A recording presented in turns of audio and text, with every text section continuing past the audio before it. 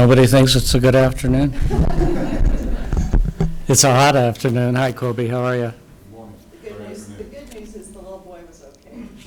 Yep. Yeah, I hear you got kind of a bad start to the afternoon. Sorry. But all right. I'm doing better than he is. Well, we want to chat with you a little bit today about something that's an old topic and a new topic. As you know, we've taken citizen satisfaction surveys, or done citizen satisfaction surveys many times over the years and in different forms and different sequences from time to time and with different questions. There was a very interesting 2014 article in Governing Magazine that asked the question of whether local governments can really give the people of their cities what they want. The authors of the article were analyzing what they called the trend gap. What they meant was the gap between the services that citizens expect and their willingness to pay for those services. The questions the writers ask is how government can sustain its programs, the various local governments, in the face of this growing gap that they describe. It's a question that local governments wrestle with across the nation. In Lincoln, we attack that challenge by engaging our citizens. Through the Taking Charge process, we ask citizens about their priorities and develop a community vision.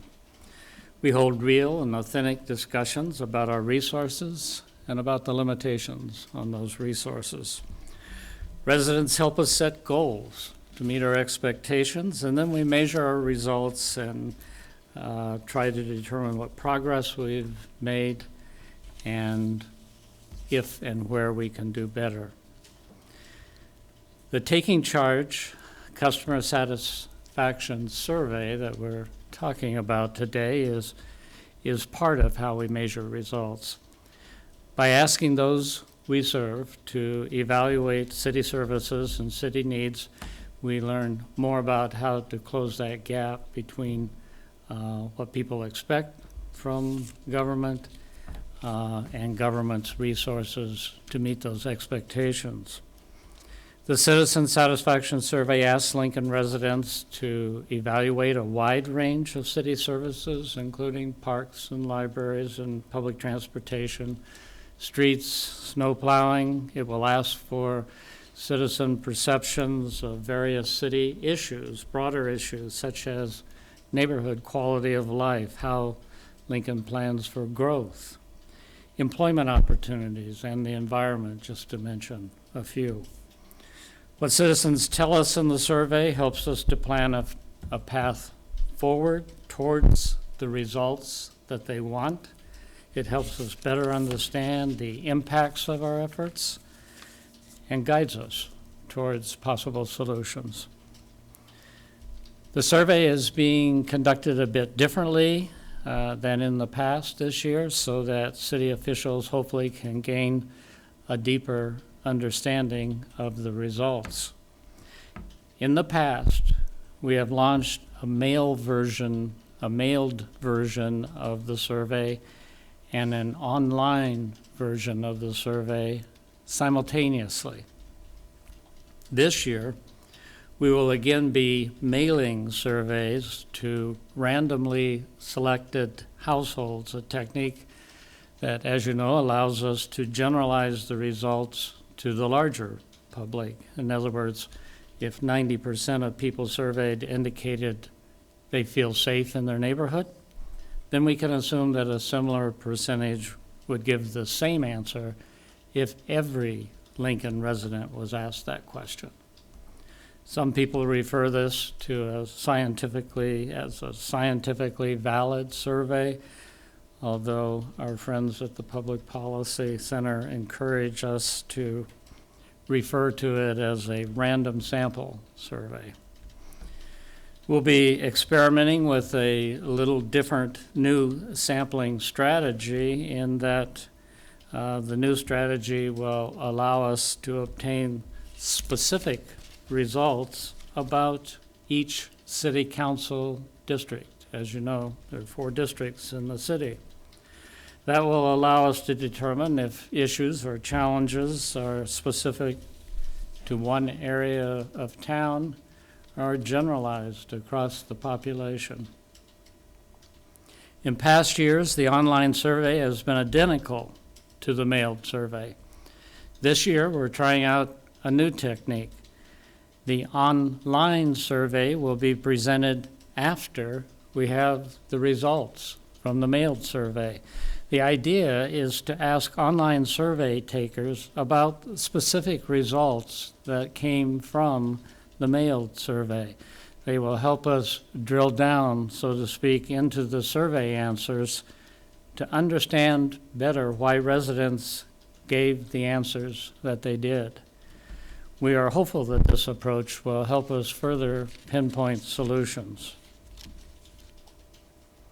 The Taking Charge Lincoln Customer Satisfaction Survey is also itself a tribute to intergovernmental partnership and cooperation.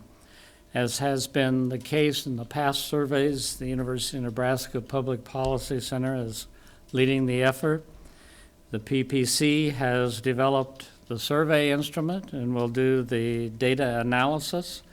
Our long association and relationship with them has created our Taking Charge public engagement process for reaching out to all of you who are the bosses in Lincoln. And we are grateful for the center's continuing involvement with the city. The university's Bureau of Sociological Research is also involved handling the data collection. They will ensure that we reach the number of surveys that we need and that we observe the appropriate research techniques and practices in gathering the information. We will start mailing surveys this week. We hope people will keep an eye out for the envelope from the Bureau of Sociological Research. If one is received, please help us ensure a wide range of participation by having the adult in the household who has the most recent birthday take a few minutes and fill out the survey. It will be doing an important service for the community, as citizens' opinion, as always, help the city council and the mayor improve the quality of our city services and help us better respond to citizen needs. We anticipate having results in August, and we'll start the online survey then shortly after that. The Governing Magazine article that I mentioned earlier had a fairly pessimistic outlook, concluding that something's got to give in that balancing act between citizen demand and government ability to pay for it. I, however, have a more optimistic view of Lincoln's future. Our residents have demonstrated an amazing willingness to participate in city decision-making. Over the year, thousands of Lincoln citizens over the years have taken part in the Taking Charge public process engagement, helping City Hall leaders make budget decisions and evaluate service. Because we bring people together, because we work to find meaningful and realistic solutions to the challenges that we face, this community has thrived. If we continue to collaborate and to cooperate, there's nothing, I think, that we cannot accomplish. But it all starts here, and it's so important for the public to take the survey and tell us what we're doing well and not so well. It's your city and your opportunity to help us keep Lincoln strong and vibrant. Lisa Picklick Zelig, Did I say it right again? All right. Is from the Public Policy Center. We enjoy getting together with her for this press conference every year, and she's here to go through the survey and to answer questions for us. So Lisa, it's all yours.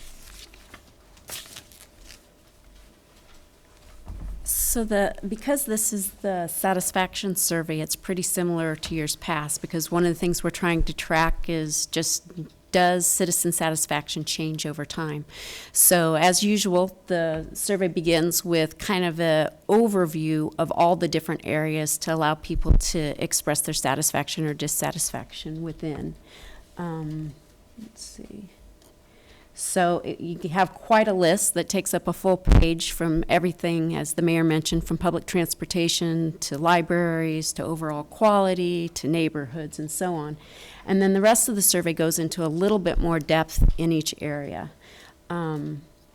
We have questions related to the parks and rec, specific to your neighborhoods, libraries. As you can see, some of these are satisfaction questions, some of these are usage type of questions, including, frequency of usage and reasons for using or not using. Public transportation, StarTran, your satisfaction with that, and again, if you do use it, your areas of satisfaction and dissatisfaction, and if you don't use it, your reasons why. Some of the things are more generally related to the health of the population, whether people are getting exercise and so on, whether they're recycling.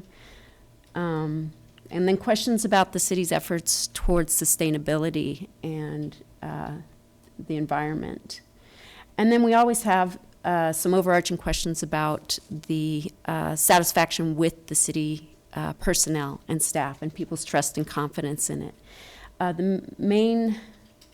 The main differences perhaps this year are just some tweaks to different questions, and some of you may have heard about the city's link stat effort, where they're really kind of pouring over with some other experts in terms of like what data is available for the city to use for its performance measures. So we've tweaked some of the questions to kind of match up with some of those indicators as well, to kind of get more bang for our buck as we look at these things. So, any questions? How many random surveys will be sent out to households approximately? So because we've changed the sampling strategy, we needed less when it was just generalizing to Lincoln as a whole. You're going to see me fudging a little bit because I should have looked up the exact number right before coming. Bozer does the sampling strategy, but because we're generalizing to each of the 4 districts, it'll be more. And I'd rather send you the exact number, but I know it's usually around 1,000. It might be about double that now. I'm just gonna have to clarify. Send 1,000, we're aiming for 1,000 students. Yeah, can I get you those numbers? So I don't do the sampling, I do the survey design and so on, but they typically will aim for a certain number that will allow for a plus or minus 3% confidence interval. And how will this survey, how will you get the districts information, like it's divided by each district, city council district? How do you know, how is it, how do Right. you know? So we do have kind of a division of labor here, and part of that is because of division of expertise, and part of it is just confidentiality. So Bozer takes care of all the addressing and addresses and sampling. So it has a full list of all the city's addresses, and it has them separated out by districts. It does the sending out, and it ensures that we have the right sampling. It does not send us the addresses and so on. It only sends us the data, and it will identify which districts each data point is from. That's the Bureau of Sociological research, right. So, Research is Bozer. right. Bozer? Yes, Bozer, sorry.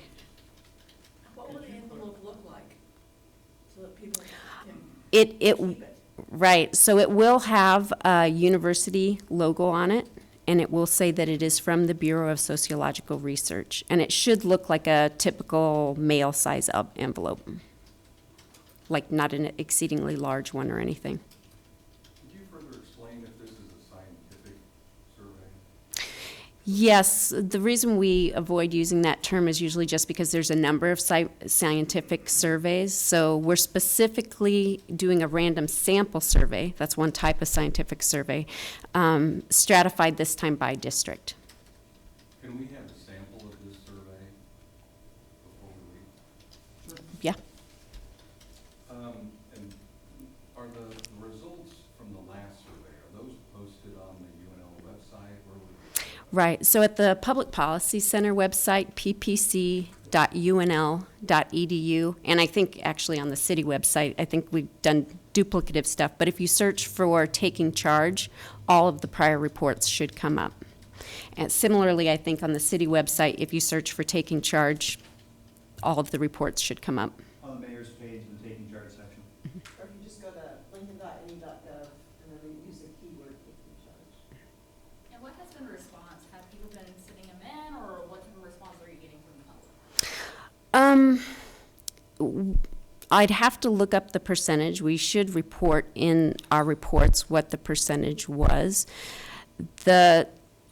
To tell you the truth, the response rates aren't like 100%. You know, we're looking really good if we can get like 30%. But we'd be very happy if the public decided this year to everybody send them back, so. And this is probably a question for the mayor, but this will be used for the next biennium budget, not the current biennium budget? Yeah, well, it'll come into play primarily for the next biannual budget. But we'll be looking at it as soon as it's ready to be looked at, just to start to prepare to look further into perhaps troublesome areas.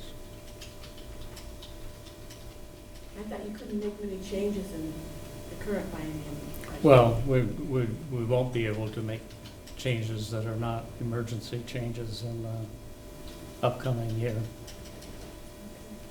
That's right.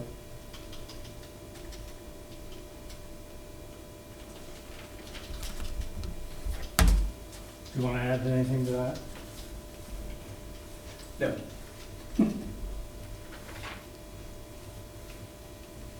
Anything else? Well, are Questions?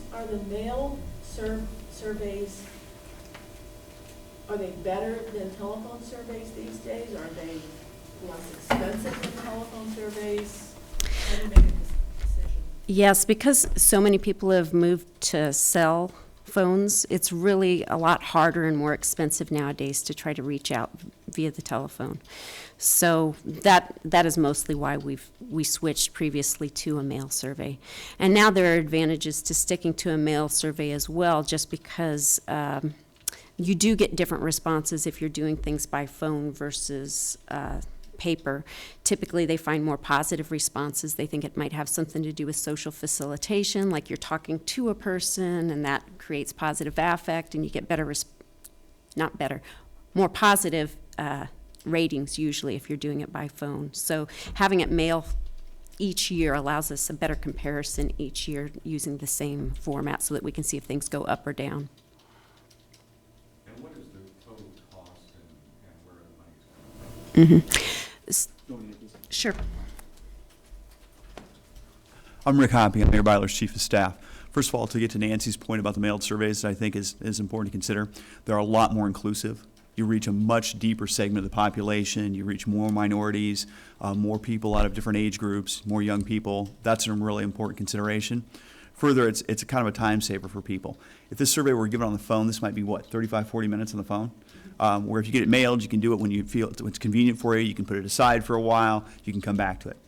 As for the question of costs asked by Mr. Mack, we budget $40,000 a year in general expense for our public engagement activities.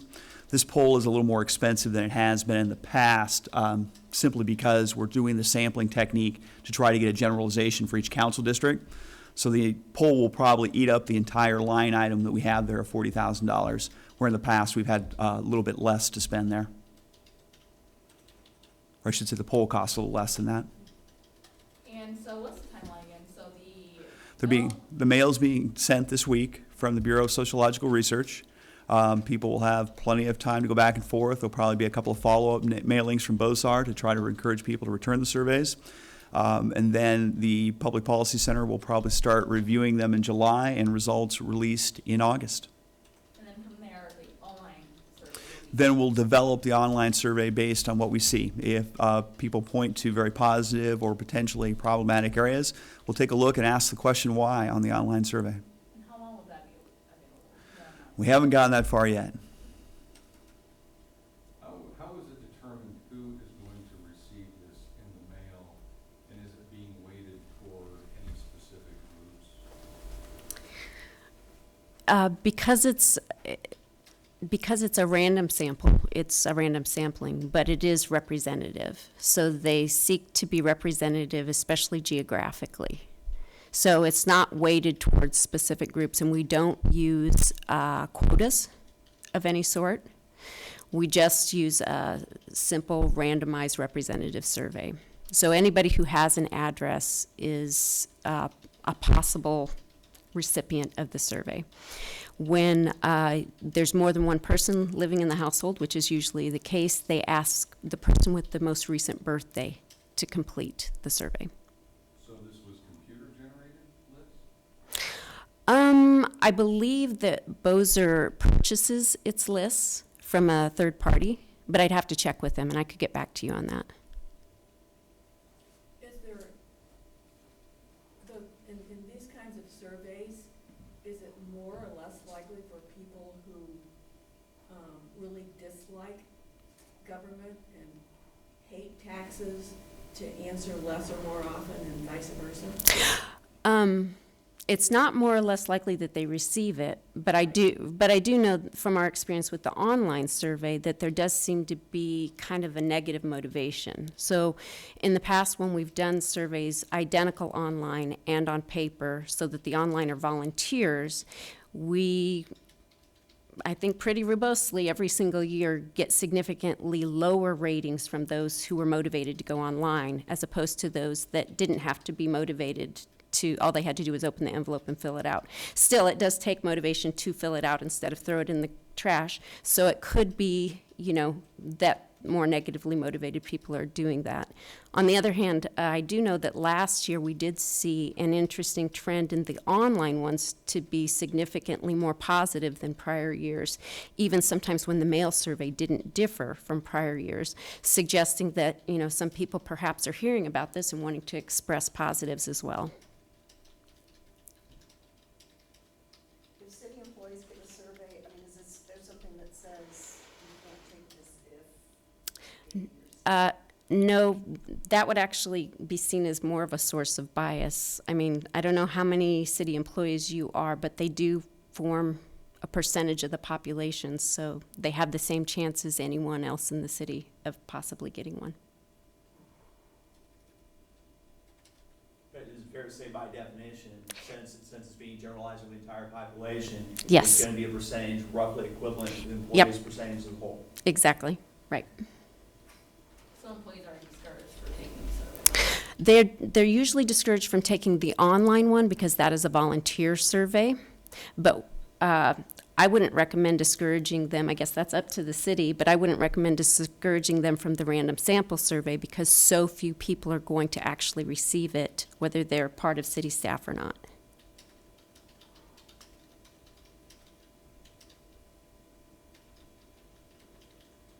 Okay, good to go? Thank you all very much. Can you get